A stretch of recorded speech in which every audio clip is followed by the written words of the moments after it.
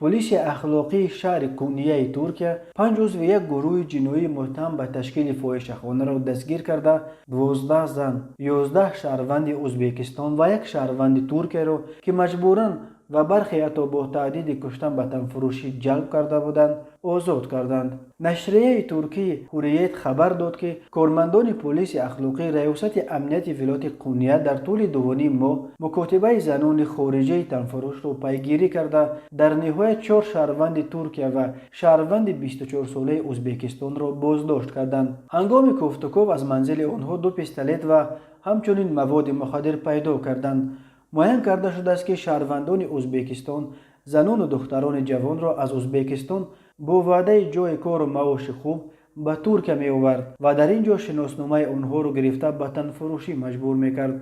حالا این 11 نفر را به اداره مهاجرت ولایت قونیه سپردند تا مسئله به وطنشان فرستادن آنها را حل و فصل کنند. هوریت می نویسد که تشکیل کنندگان این فاحشه‌خانه به مشتریان عکس‌های زنان را فرستاده طلب می کردند که به پلیس چیزی نگویند. آنها هنگام تماس با مشتریان برای هر زن لقب مانده بودند تا کسی آنها را آشکار و پیدا کرده نتواند. بازداشت شده و با حکم دادگاه با اتهامی چون به تنفروشی جلب کردن، دلگی، مجبور کردن، زورآوری جنسی، تهدید و استعمال مواد مخدر به حبس گرفته شدند.